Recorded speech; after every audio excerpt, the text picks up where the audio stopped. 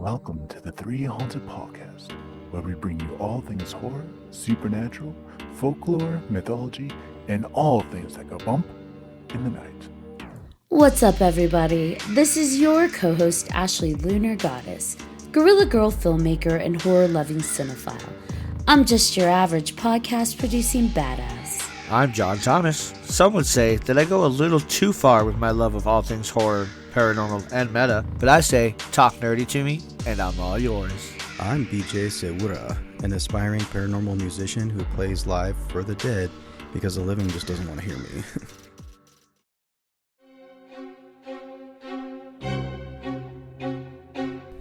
The Dead of Winter Horror Network and Nick Kane from the 508 Productions invite you to endure the most terrifying immersive experience in all of podcasting. Beneath the Red Umbrella, now available wherever you listen to podcasts. Beneath the Red Umbrella, when the snow falls, the killing season begins. What's up, ghouls, gals, and all of our spooky pals out there? In today's episode, we'll be discussing everything paranormal with special guest J.D. Hill. Jay is a psychic medium, paranormal investigator, and host of podcasts The Cemetery Files and Paranormal Triangle. Welcome to the show, Jay. Thank you for having me. It's a pleasure to be here. Yeah, glad we were able to schedule it to get you on. I know our schedules have been a little mismatched. So when you said, hey, I can actually do Wednesdays, I was like, yes. Yeah. Yeah. Wednesdays work good for me. Thursdays now. So I work in a country club as a grill chef. So we're getting in the off season. So you have two podcasts, or actually you have more than that, but the two I know of are The Cemetery Files and Paranormal Triangle. Can you tell us what those are about? I have The Cemetery Files is with another host, a good friend of mine, Kelly Schaefer, and she's with K2 Paranormal down in Tennessee. So, it's that show actually kind of it was on my brain one day. I wanted to make a new podcast and I saw her picture and something kept telling me, she kept coming up on my feed, and I was like, I think I need to talk to her. So I did. And yeah, we became fast friends and we have a lot of, similarities in the paranormal, and she's a researcher and she's also a witch. So, but she does really, really good with research and investigations and all that. So we've had quite a few shows. We started doing telephone shows where it's just me and her talking on the phone, just because sometimes our ideas would kind of pop out of that conversation. So, yeah, I have a bunch of those Cemetery File shows on anywhere you can get your podcasts, audio. I also have some video on YouTube. It's under my Studio 6 Media Productions page. And because of the fact that I had that I created that a long time ago, because of the fact that I have other podcasts, the Paranormal Triangle, with myself, Kelly Schaefer from the Cemetery Files, and my friend Dave Taylor from Our Haunted Lives on Paraflix. We banter back and forth, and we, talk about a lot of different things, and it's a fun show, and we laugh a lot, and I'm usually the one that's picked on a lot, so I'm used to it.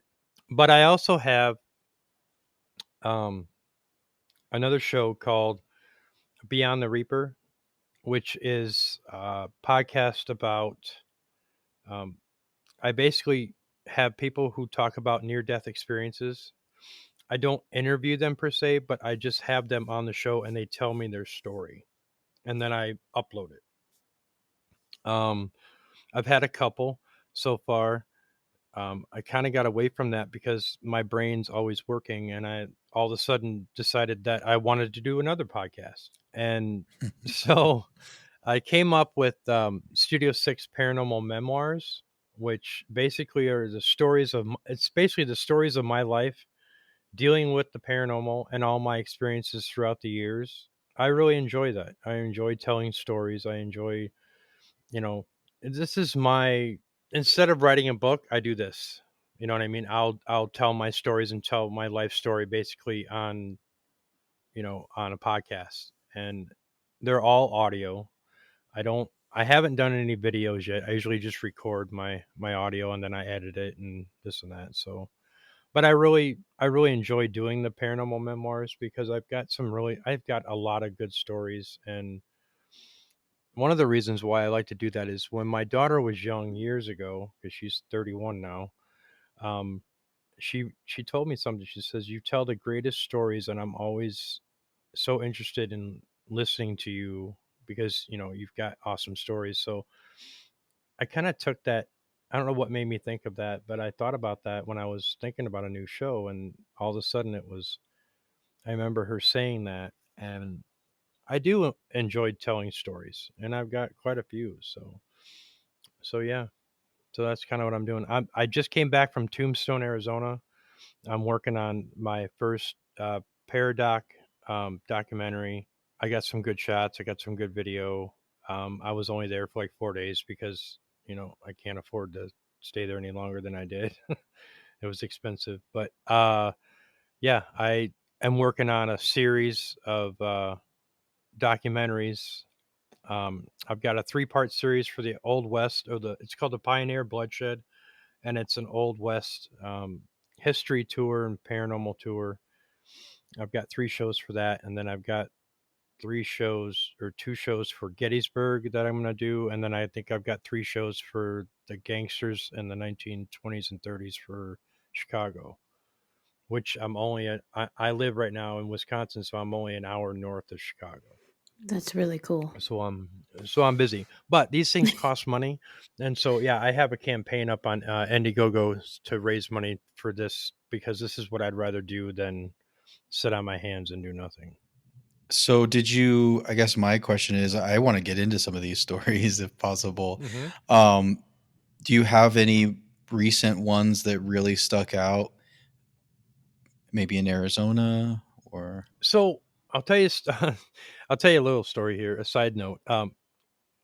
I've always had this because I'm a psychic medium and I have visions periodically. When my gifts were really coming through a couple years ago, um, I was working at a place. It was like a warehouse, and during the day, at this one particular spot of this warehouse, I would have a vision of myself walking through a saloon. It was constant. I mean, every day I would be in that spot. I'd have that vision, and I'm like, "What is up with this?" So I would basically, I talked to another person. Well, she was my mentor. I talked to her, and she said, "Yeah." She says, "You have a long, connect or a big connection with the Wild West, with the Old West." And I said, "Really?" I said, "I love the Wild West, the Old West. I love all of the everything about it." And she said, "Yeah." She says, "You had some type of past life there. You were known." And I was like, "Okay." And so fast forward a little bit, I was thinking about Tombstone, and I was thinking about the OK Corral and this and that. And that I put it on my bucket list, and I wanted to be able to go there eventually. This was a couple years ago, and I wanted to go there eventually. And I had this kind of connection with this, and there's other towns in the West that would be familiar to me. So one of the persons that I'm a fan of, and I always have been, is Doc Holliday.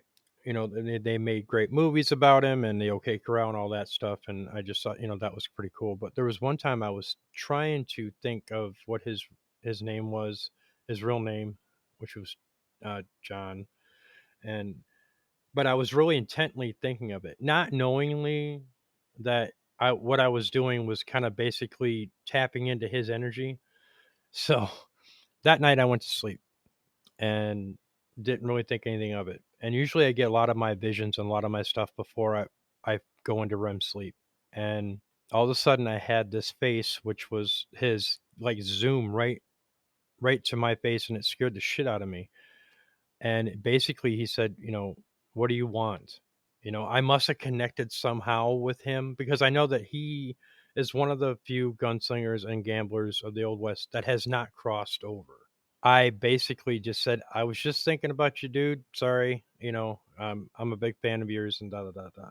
Well, come probably sometime later, I had basically said I would like to do some type of a documentary on his life, or by his grave, and if I could go to his grave and basically try to interview him, in a sense, and try to get some EVPs and try to get something on tape, or use a spirit box or something like that, and but I was like thinking about it. I'm like, man, I'm like, that's expensive. I know where he's buried, and that's crazy. And then I hear this voice out of nowhere say, why don't you take one of those flying things?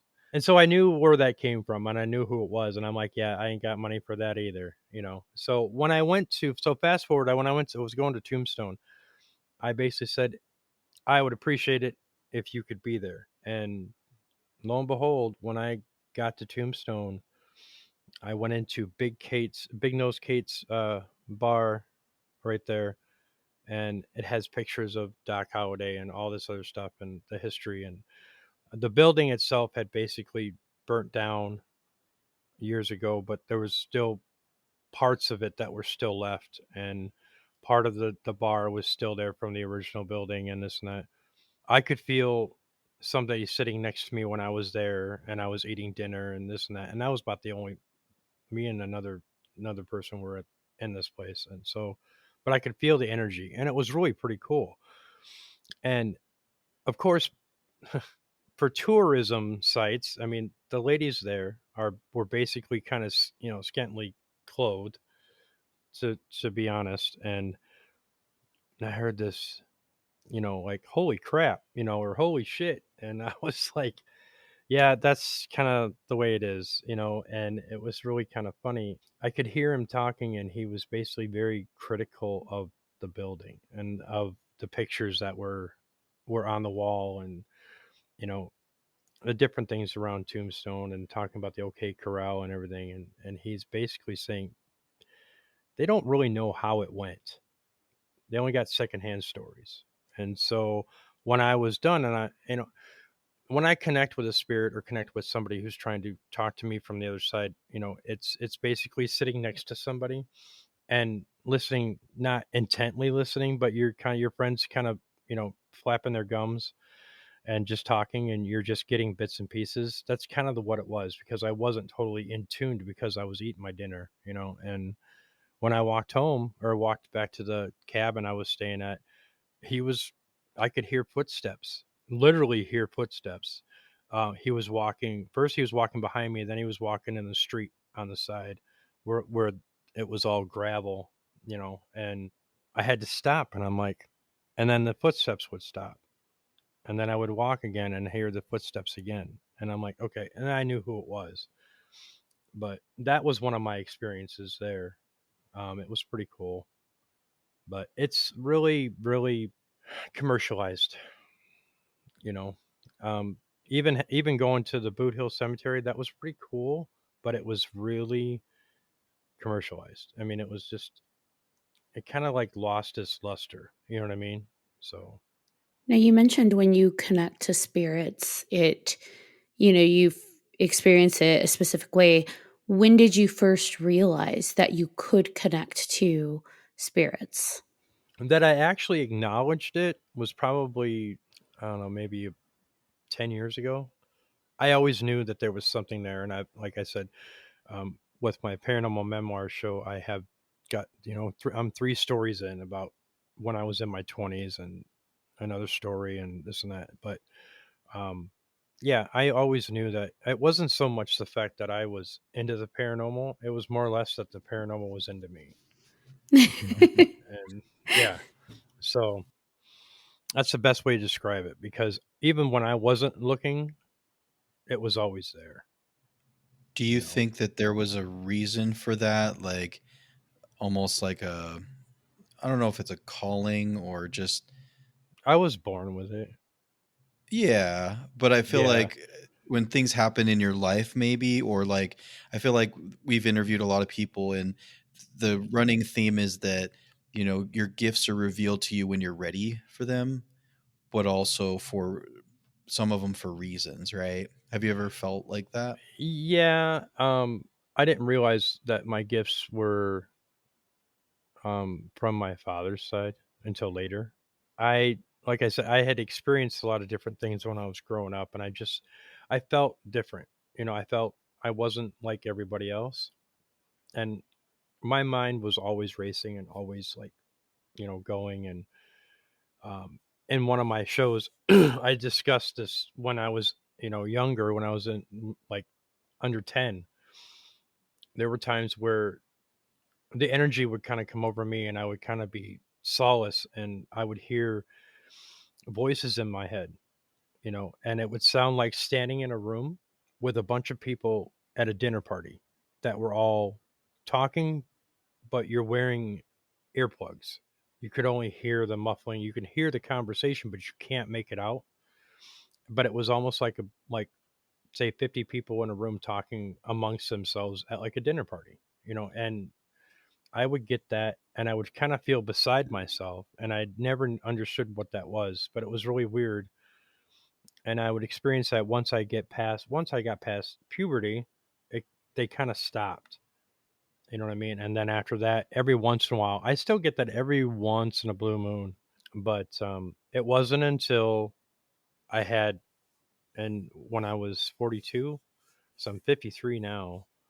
So when I was 42, I had a stroke. It was because of drinking. And basically, my brain decided to take different pathways, and which kind of helped open up some different things. And then once I really got better, that's when my gifts were kind of like somebody opening a Pandora's box and saying, "Here you go," So that's when I realized I needed to find a mentor, and I needed to find out what was all going on in my life and this and that. So, Was it hard finding a mentor? nope, I found her within a matter of an hour after I thought of it. Oh, wow. And yeah, and she actually she's on Facebook. Her name's Shauna Maria, and she lives in Minnesota. And I basically sent her an email, told her who I was. She called me on the phone about the next day. So when I talked to her, within probably, you know, 10 minutes of the conversation, she was saying that, I could put you in some of my classes, and, you could sit with other people, and, we could, do these practicing all this other stuff. And she was explaining, how much she charges. And then I talked to her about another 15 more minutes. And then she said, you know what? I'm going to stop. I'm not going to have you do that. I want to work with you one on one, because if I put you in a class, you're going to be bored. Said, you're far more advanced than I realized after talking to you. And I said, okay.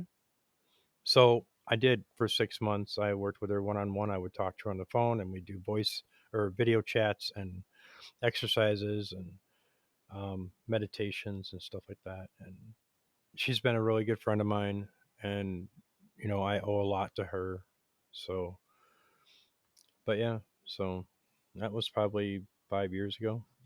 Did a lot of that come about because, like you said that it started manifesting in your dreams, right? Like, or in your just before the REM sleep. Is that kind of Hmm. where it started, and then it just kind of because that's one thing that we've definitely share is that the dream world, right? Like a lot of my gifts of that's kind of where I'm able to connect with spirit and all that, Hmm. but I haven't been able to go further than that. Was it easy to make that transition, or was it just It was natural for me. I mean, it wasn't something that I had to really work for. I'm a I'm a lazy medium. I really am. I'm not going to sugarcoat it. I'm lazy as they come when it comes to that. I know I don't meditate like I should, but I do. But I know that I would be able to kind of hone a little bit better or control a little bit more of my gifts if I did meditate more and focus a little bit more on the positive side. But because of the fact that um, it's when I was growing up, I didn't have any patience for anything, and I really still don't. So if you can relate to sitting down and meditating for 5 minutes, even that's kind of sometimes excruciating. It's like I because you can't get in that frame of mind, and you can't. Some can, and some it comes natural. With me, I'm like, I ain't got time for this. And so I mean that's just the way I look at it. But um no, it started, like I said, probably after my stroke, and really just kind of things just kind of started happening, and then I was um basically every night, and I recently actually I would close my eyes and I would have another set of eyes looking back at me. Don't know who it was, don't know what it was. But they were probably 2 inches from my face. I could see their eyes. I could see it, clear as day. I still get that. I think I had that today when I was resting with the cat, and I closed my eyes and had a male's face in front of me. I don't exactly know who or what, but if there's a message there, you know what I mean? If I pressed the issue, you know what I mean? I always have people looking at me. I always have people that are, follow me, you know what I mean, that I don't pay attention to because of the fact that I choose not to, because of the fact that I am busy doing other stuff. I'm not always in that. I'm in that medium mode, but I'm not. You know what I mean? It's kind of like having a door open a crack so somebody can kind of, hear me and come in, but I don't have it wide open and have the sign says, please come in. You know what I mean? I don't, you know what I mean? Because I've been accosted before where I've had my gifts, like my doors like wide open. And I went to a location once where I used to do one of my podcasts in a haunted location. And this lady that was part of the building, for some reason, she never came on the property because the guy that was the spirit, the guy that was, we called him the Hat Man in this building, actually took her life, strangled her. And this was from way back in probably the 30s, 20s. And she would stand across the street. And when I would park my car and I would wanting to go in there, she would accost me all the time. She'd be yapping in my ear constantly to the point where spirit, which is where one of my guardians, would intervene and say and push her back and say he's not. It's almost like he's not taking clients now. Okay, But eventually, I enlisted my mentor, and she saw the same thing I did, and she saw exactly what I did about how she died and this and that. The gentleman there that is still there, um, he doesn't like me that much. I respect him because of the fact that he's in that building, and that's fine. And I've told him before that, you know, whatever you did when you were alive, that's your business. You know what I mean? You're dead, so it doesn't matter to me. You know what I mean? That's your choice. It's your choice to be here, your choice, whatever.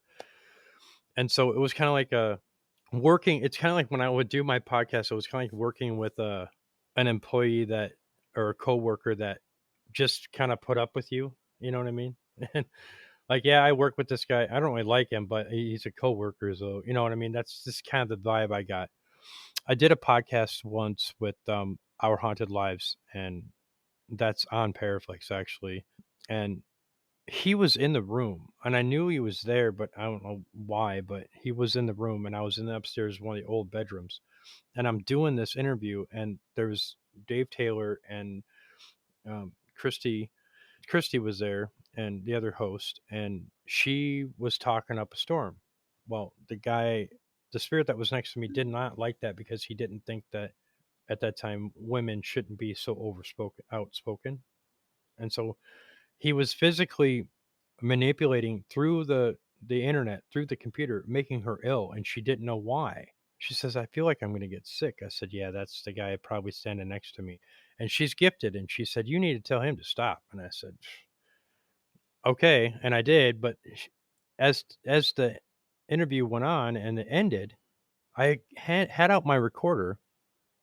I stopped I stopped the show. It was over, and I was sitting on my, and I said, what the F was that?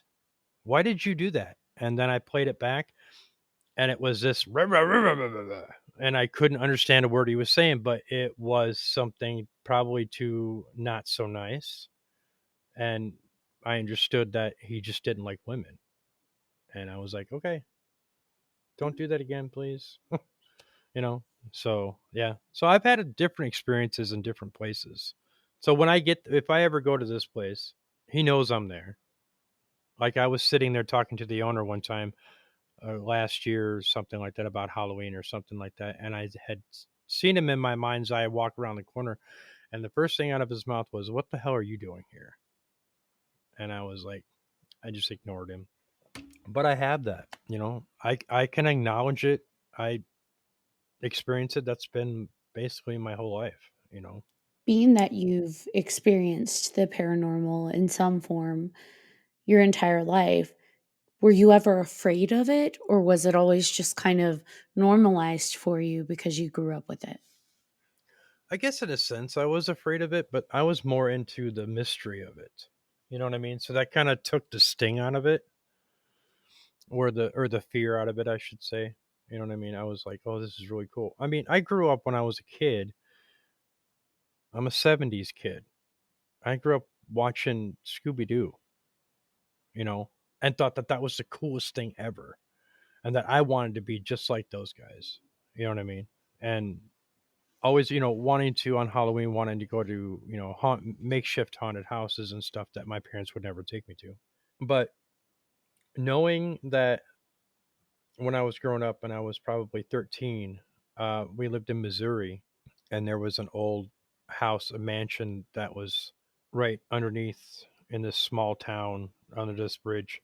And they would have like a makeshift haunted house there every Halloween and this and that. But I would drive when I would go with my parents or my sister or whatever, and we would drive by that house.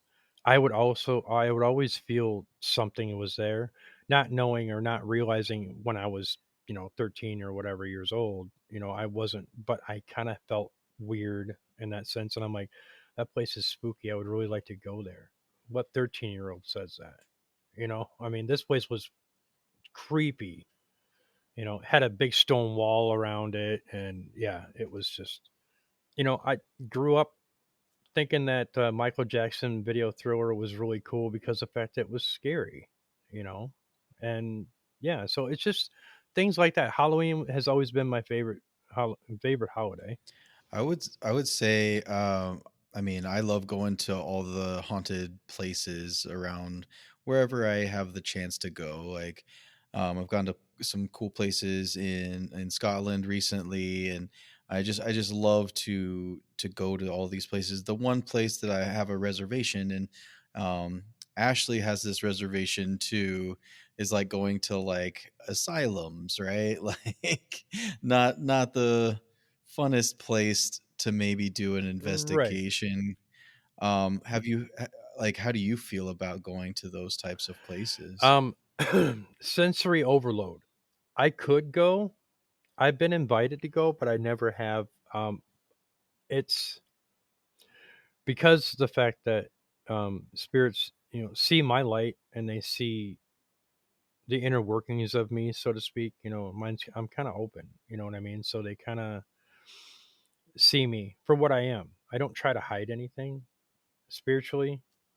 um but being in like an asylum, the first thing I would have to say is, what would be the benefit of me being in an asylum, what my purpose and what my intention would be. Because if I'm there for the jump scares or something like that, I'm doing it for the wrong reasons. Um, I've always wanted to go to like an old hospital, whatever, because I know that there's spirits there that have patients that have died that have never left that could use my help. You know what I mean, to cross over or whatnot. So being in a place like an insane asylum, what people don't understand is the emotion and the energy and the frequencies that flowed freely around there from people who were mentally ill. It creates what's called a stagnant charge. It's kind of like, you're watching a movie, and then all you see like a power surge and you got sparks coming out of boxes and this and that, like on a movie. You know what I mean? And what I mean by like the like stagnant charge like that is just like it's an overload. It has nowhere to go. You know what I mean? And so it kind of bursts at the seams. And there's pockets of it everywhere, especially in asylums, because of the fact that the people who have had mental illness, or for whatever reason they were there, if they were sick or whatever, it can create that stagnant charge. You know what I mean? And it has a tendency to burst and has a tendency to create um, a different element of energy or frequency. And I've ran into a couple of those different at different places. I've ran into them, and it's almost like somebody taking a sparkler and lighting it and just putting it in the ground, and it's lighting. You know what I mean? It's there and it's bright, and it's you don't want to touch it because it's really hot. So you kind of stay away from it. That's kind of like that. You know what I mean? So when I hear people of going through different things of like asylums, and they say, "Oh, we got this and we got that," and it's just really, we were really scared, and and we heard some really, you know, scary things. A lot of that stuff that people hear that scare the crap out of them, or they say it's like demonic or it's something like that. What people don't realize is that it's not so much that it's demonic; it's the fact that whatever that energy was there at one time, and whatever frequency was at that level at one time, created this pocket of this negative energy. Okay. And it can happen, it can like burst open at any time. You can just whatever, if your frequency trips it, it's like a tripwire. So there's different things out there. I mean, there's still, I would still say that there are a lot of different mental ill people that either haven't crossed over, or um are just there. You know what I mean? It's kind of weird, because the fact that they're still stuck in their mind, or if they're still experiencing some of that. And what a lot of people don't understand is that, yeah, even after we die, we still have free will and free choice to do what we want to do until we decide to cross over into the light. Then that's when that stops. But other than that, I mean, there's people there that have died that were mentally ill, and they may be, some may be in that state. So you run into different things, and people say, oh, it's a demon, or it's just that. The percentage amount of people who say that they've experienced a demon is like very, very low. If you actually experienced one, you would probably shit yourself. I'm just being honest. I'm serious. You would. I've had that experience. I know what that feels like. And that's on my first episode of Paranormal Memoirs. And I tell the story of, after I gave my life to Christ, guess who came trying to intimidate me? Because I was going down a wrong path, and I was headed for not so great pastures. And when I did a 180 and saw the truth and realized what I was doing and started changing my life when I was, 22, somebody paid me a visit, and it wasn't a nice visit, let me tell you. The Girl Scouts, they always try to sell you those cookies. Right? I'm just kidding. Yes, I I know. I love what you said about being mindful. Before you go to a location, you ask yourself, what is my purpose? What is my intention? I think that's phenomenal, because I think that's also going to adjust your vibration and your energy before you go in to a space that is a little less volatile. So I think that's fantastic. Yeah, and I've also told people too, I also work with other paranormal teams as a medium, that I do virtual walkthroughs or physical walkthroughs depending on how close they are. I try to give instructions. I'm also the quote manager of what we call the Sims of K2 Paranormal, spiritual, intuitive, and mediums, and I kind of guide them, because we have there's quite a bit on the team, and so I try to, if they have a question, they send a question to me, and I try to help them, kind of like mentoring in them, and somebody, especially with somebody that's just starting out their gifts or whatever. But I've always told people, especially if you work with me in any type of capacity, when you're going to a haunted location, that's you have to, what I told you, you have to, why am I here? What am I doing here? What are my intentions?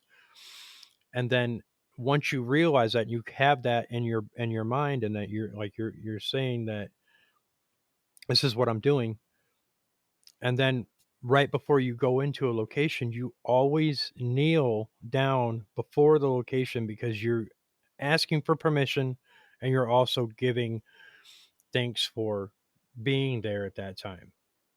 And that's when some spirits might be more apt to want to talk to you, because they know that you're not coming in there to be a jackass.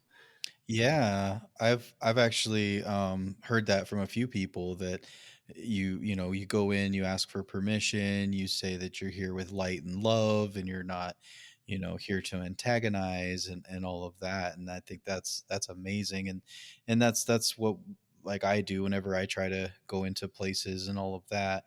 One thing I had a really it just struck me with when you talked about the mental illness spirits.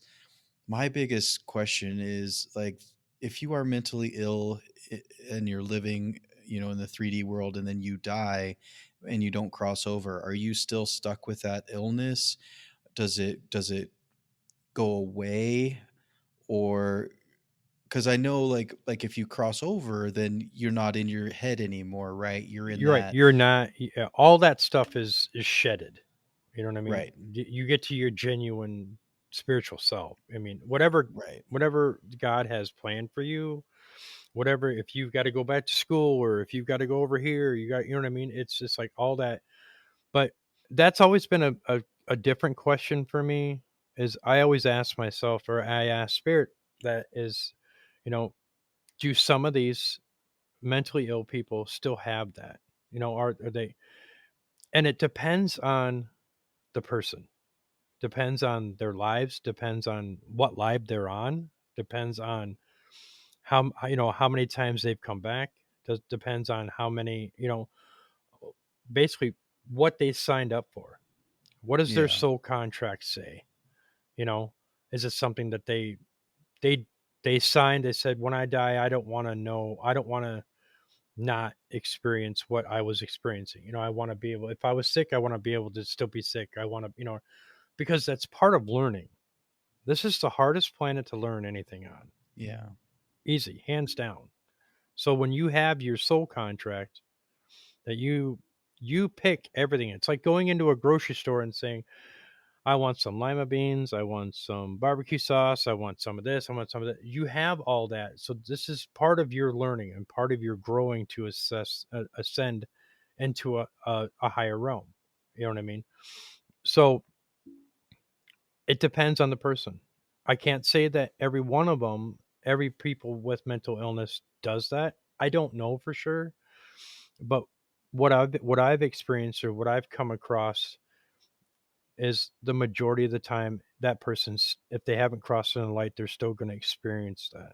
You know what I mean? There's some people that have crossed over and come back. You know what I mean? And then all that still is just, for kind of like hanging around a loved one, kind of giving them, guidance, or whatever. Yeah. But that's a whole different set of rules that they have to adhere by. They can't interact you know, like you're teaching a class. They can't do that. There's only certain things that spirits who cross and come back can do. When you haven't crossed, do whatever you want, pretty much. You know what I mean? But that just prevents you from getting farther into your session. You know what I mean? And growing. So there's still a lot of spirits out there that choose not to cross, just because of the fact that they're the biggest thing I get from these spirits that don't want to cross is retribution. They're afraid of being judged. They're afraid of what's beyond the light, because they don't know. Because that's. But not every spirit goes through that. When certain spirits, they die and then they see the tunnel, and they cross right away. They didn't want to have that option to stick around. They just automatically, it depends. There is not nobody's life is the same. You know what I mean? So, and that goes the same with spirits.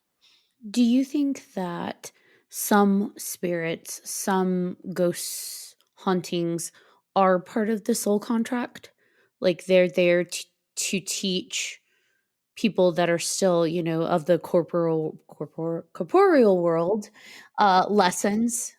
Yep, yep, that's what they signed up for. Yep, if that's basically what they wanted to do, and saying I'm going to stick around.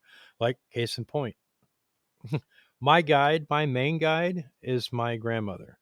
Other guide that is not really a guide, but she is my mother, and she sits in the back, and she disappears every once in a while. But there are certain times where she's just kind of watching over me.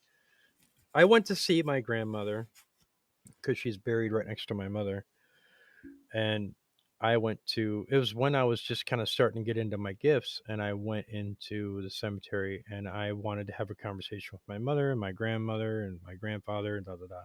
And I wanted to know what was happening with me. Why am I experiencing more of these different things? And I went home that night, and I went to sleep. Now I don't remember if it was a dream or if I woke up, but I think I woke up because when I opened my eyes, my grandmother was standing 5 feet, hovering off the floor, wearing her black dress that she was buried in, evidently, looking at me like, "What are you doing?" You know what I mean? And the only way I knew that that was real to a certain degree was there was a light behind the TV at the end of the bed. It was a greenish white light that kind of illuminated her so that I could see her. And the only thing I could muster out of that was, "Oh shit." And that's all I said. And then I went back to sleep. Ever since then, I knew that something, at first, I didn't realize who it was because I've never seen my grandmother. My grandmother died when I was 3 months old, but she got to hold me on her deathbed. I never seen her, never saw a picture of her, never, but yeah. So later on, my friend of mine who's another medium and said, "Do you know the name of your spirit guide?" And I said, "No." She's like, "You should." And she said, "Starts with a G." And I said, "Hmm." She says, "Gladys, ring a bell?" And that's my grandmother. That's my mom's mom. And I'm like, "Oh, that's what that was." It's kind of an aha moment, you know? That's got to So make you yeah, feel good too, right? Like just it does, but it's kind of like my grandmother Gladys. See, I have this envisioned in my head of a farmhouse, and my grandmother is standing at the counter by the sink reading a magazine, and my mother is at the other end of the kitchen right by the back door, um, sitting on a wooden chair.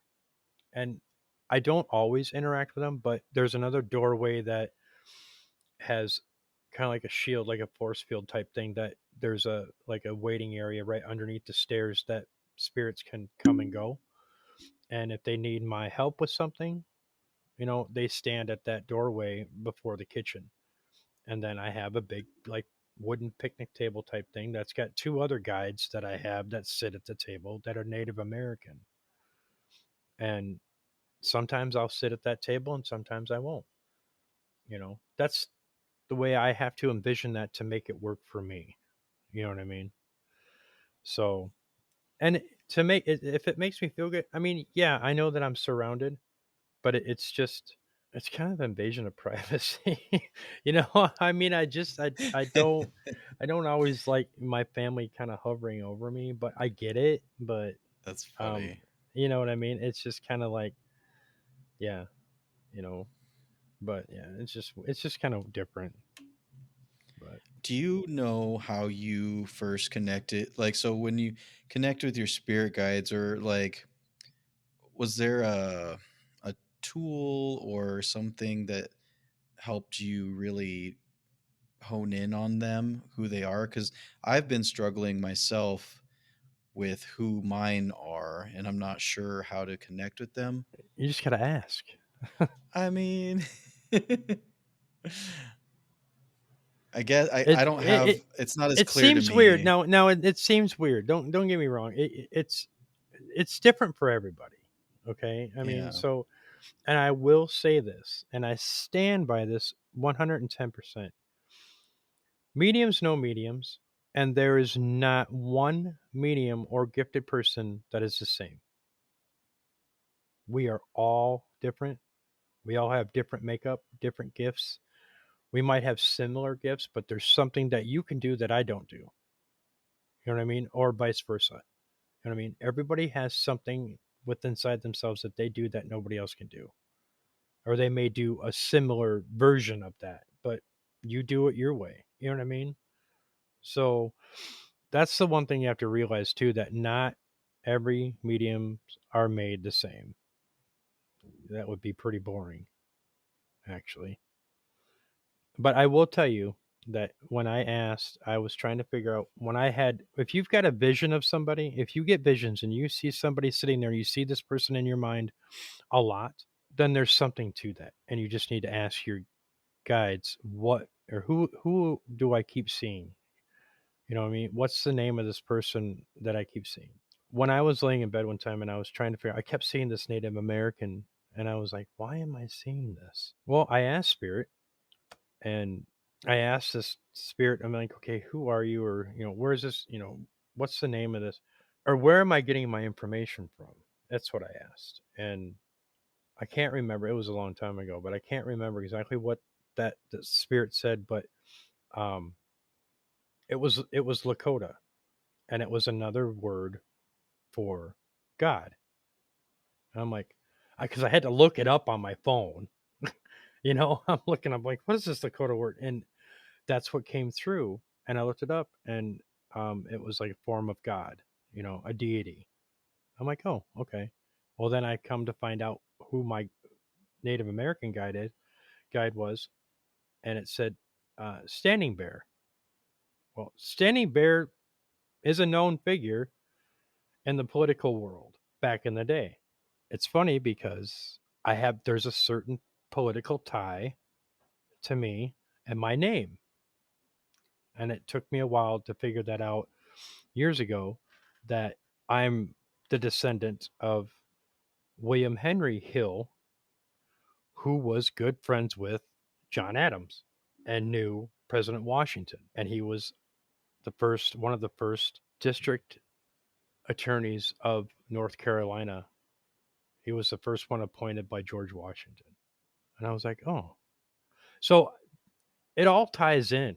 So part of your, researching your gifts of who your guides may be, do some ancestry, because usually somebody in that line will come to you and kind of say, hey, you're connected to this person, so this would probably be your guide or whatnot. I've seen that happen before. Do you find that your guides change over time? Like either some go away, some come in, or you have the same set? No, I have the same set. I might add some, I maybe add one. I can't say that they don't come and go. I've seen some different ones, but for certain reasons. I don't think that it was necessarily that they were there to help me, but it was something that was part of me. You know what I mean? But yeah, no, I have the same ones. Do you find that when you are helping spirits cross, are you having your spirit guides help you with that? How does that work for you in particular? I have to. It's a small meditation where I close my eyes. Takes about 10 seconds. I just close my eyes and I envision the beam of light form. Then I keep it there for a certain amount of time and give that spirit an opportunity to go into it. And I give them the choice. You can go into that or you don't have to. But if you want to get away from this situation or if you want to move on, you can. And I always instruct spirits too. And I tell the living, if you pass and you don't know where to go, if you feel trapped or you're scared or whatever, this and that, find a church. Majority, 90% of church will automatically have that light on all the time. And it's usually on the altar. you ever seen that movie, The Frighteners, with Michael J. Fox?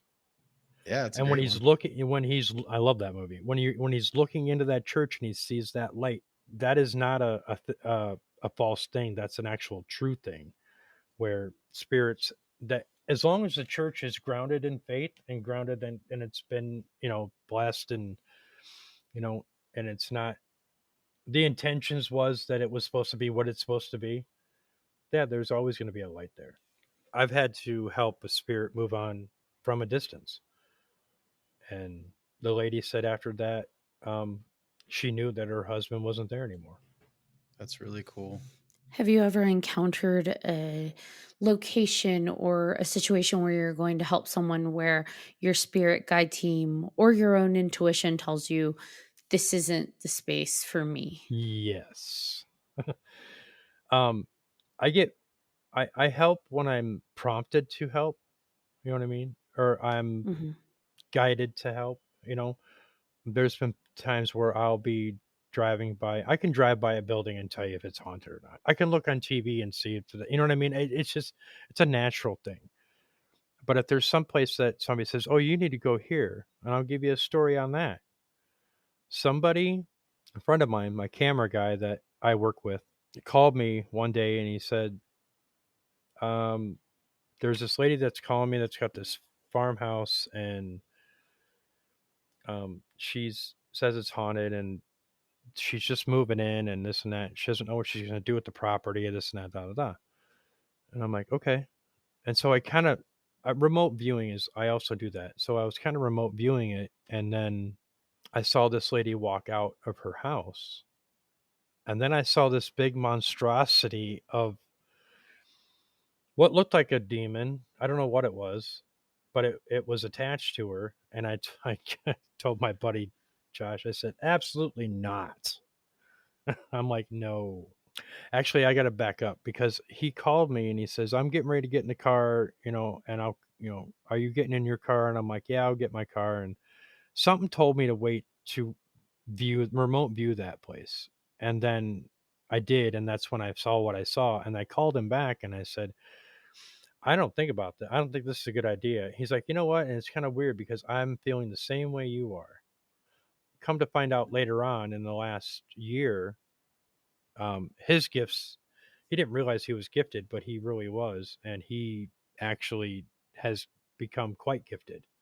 So he was feeling a little bit what I was feeling. Now, that lady, we told that lady, nope, sorry, we can't do it. We're too busy, whatever excuse we gave that person. And then she would still contact my buddy Josh. And she's like, nope. He's like, nope, I can't, I can't, I don't have time for that, da, da, da. And I said, that place has got some bad juju around the property, around the building, around her. I was like, okay, 6 months ago, that place burnt down. And I'm like, yeah, okay. There was a reason for that. So, yeah, to answer your question, yeah, there's certain places that spirit says, absolutely not, you know? So, yeah, my intuitions are usually pretty good about that.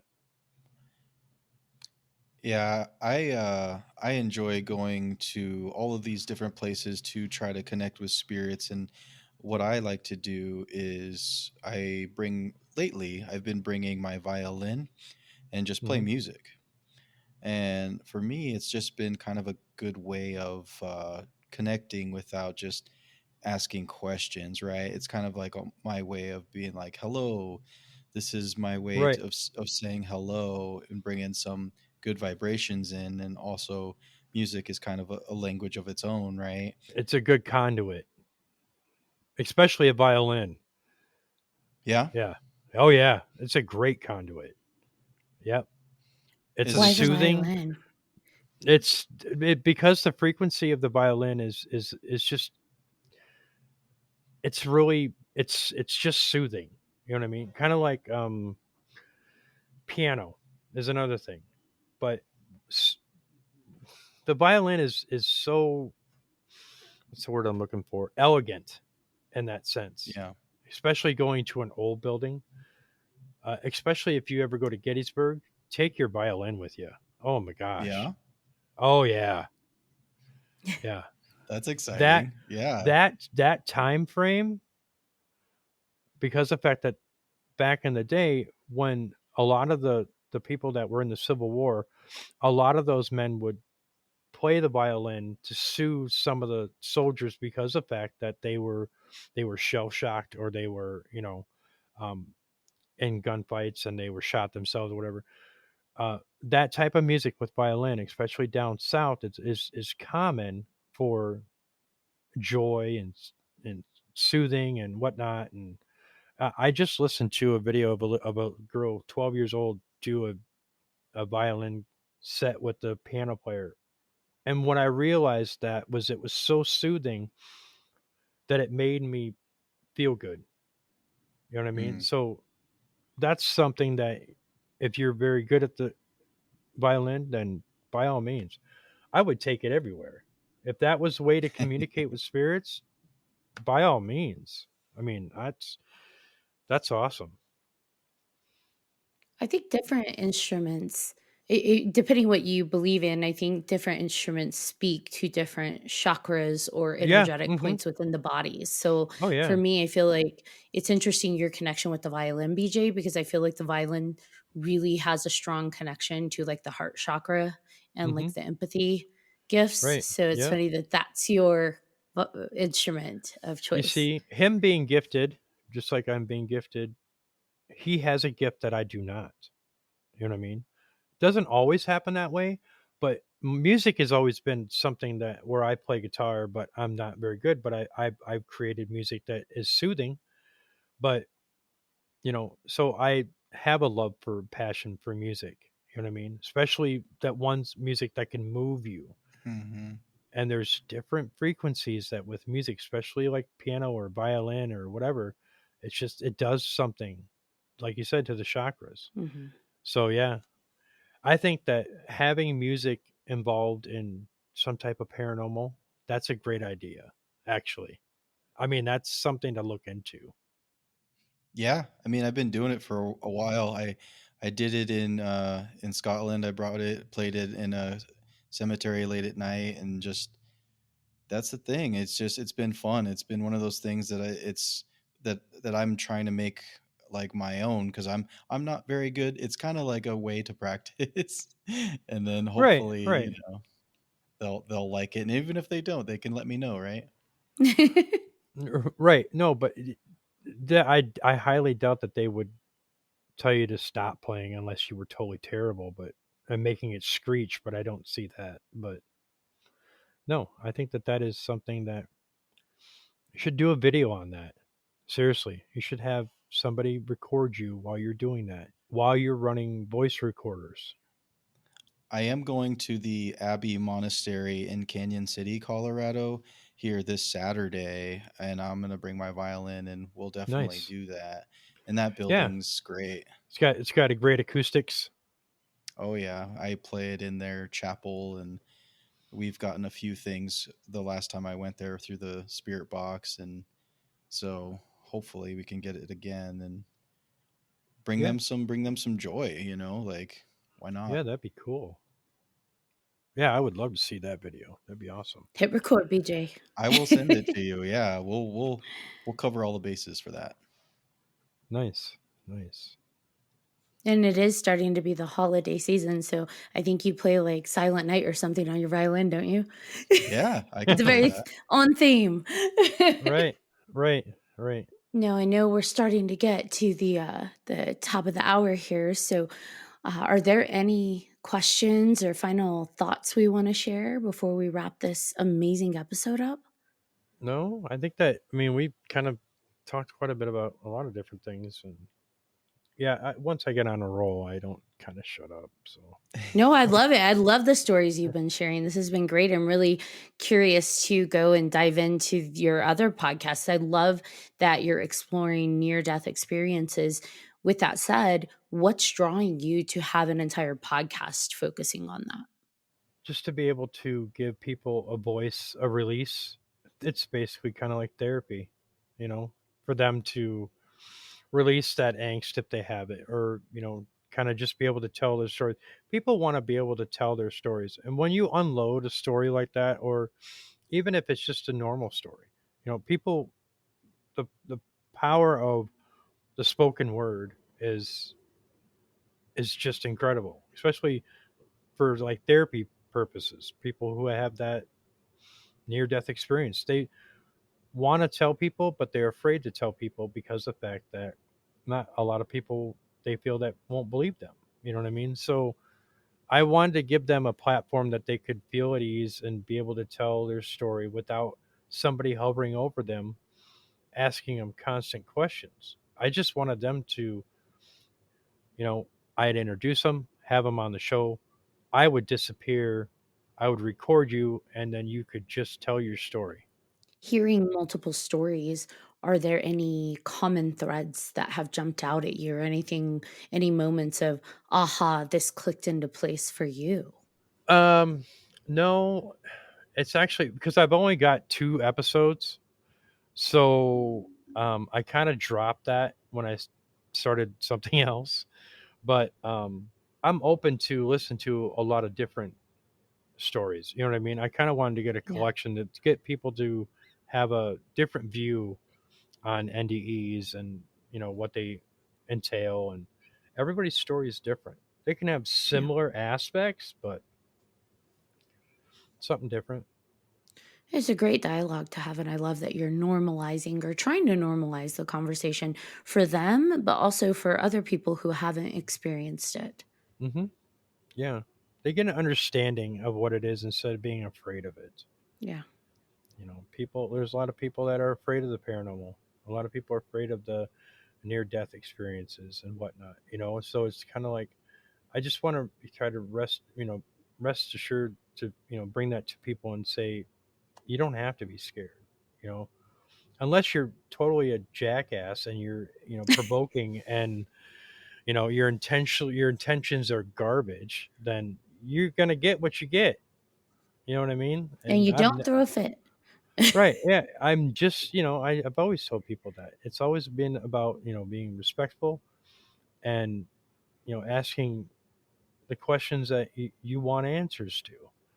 You know, and yeah, when you go into a location, don't ask them how they died or what year it was or whatever. Ask them what kind of car they drove. No, I like What that. did they eat for breakfast? I mean, what was your family night like? You know, did you, listen to the radio or did you take walk? I mean, it's getting into people's lives. That's why we do the cemetery files because we want to be able to tell the stories of the dead. We want to tell the stories that people don't hear. People don't want to, spirits who are in a building that they've been there forever are going to get the same questions. Ask them something new. And they'd be more apt to talk to you if you treat them as if they're living and standing there. You're a guest in their house, and that's the way I've always looked at it. My question to them will be, pineapple, does it belong on pizza? That's a great question, and I'm sure that you would probably get a hell no, but you never know. Probably. That's funny. BJ, John Thomas, do you guys have any Oh, final questions? I have so many questions, but I don't think we have time for them. But yeah, I mean, I'm just so interested in a lot of the things that you mentioned. Like, there's things that I want to get into, like talking about people who have crossed over that come back to talk to you versus Hmm. just spirits who haven't crossed over in the way that they can interact with us and can't interact with us and what their Hmm. roles are and how different they are after they've crossed over and come back. There's just so much there that I think a lot of people would be interested in. And I just, yeah, it's great. I think Well, you can always have me back on your show again. Part two. Yeah, I mean, I can. You know, that would you be want great. some Yeah. answers to those questions? I can answer those questions. Jay, if people want to find more about you or reach out to you to do any kind of, spiritual work, where can they find more? You can find me on Facebook. I have a Medium page called Jay Hill's Psychic Medium and Paranormal Investigator, and that's on Facebook. You can find me on jd.hill on Facebook, Studio 6 Media Productions on Facebook, Cemetery Files on Facebook. I mean, I just, All the um, projects would start with yeah, JD Hill. right. Yeah, right, right. Um, yeah, you can find me on Instagram. You can find me on TikTok under J Paranormal or Studio 6 Media Productions as well. You could find Studio 6 Media Productions wherever you get your podcasts. We'll have all of my podcasts on there, including the Paranormal Triangle, which are hilarious. My paranormal memoirs are on there. I'm going to make a new one probably tomorrow for paranormal memoirs. I'm going to talk about my trip to Tombstone. Nice. Mm-hmm. So yeah, I have a campaign on Indiegogo for Pioneer Bloodshed, Spirits of the Wild West. Um, I'm raising money because this is what I want to do. It's expensive, and travel is expensive, and everything's expensive. So um, I've got a 3-part series to start, and I paid for the first part myself, and it pretty much broke my bank. So that's why I started the Indiegogo, because I can't do it with what I make. But I could send you that link, and you could share it out wherever you want to share it out. Yes, please. We absolutely will. Yeah, I'm also on YouTube, Studio 6 Medium Productions. I have some videos on there, and I have my campaign intro on there as well. So yeah. Well, thank you so much. This has been an amazing episode. I really appreciate you coming on and sharing this time with us. We'd absolutely love to continue the conversation in a second Hmm. episode. Yeah, Uh, yeah, I appreciate it. It's been a lot of fun. yeah, likewise. All right, John Thomas, do you want to bring us home? I sure do. Thank you, Jay, for coming on, and we definitely look forward to having you back, like Ashley said. Be on the lookout for that, people. And thank you to all of our listeners for listening to this episode of 300 Podcast. With your host, I'm John Thomas. I am Ashley Lunar Goddess. And I'm BJ Segura.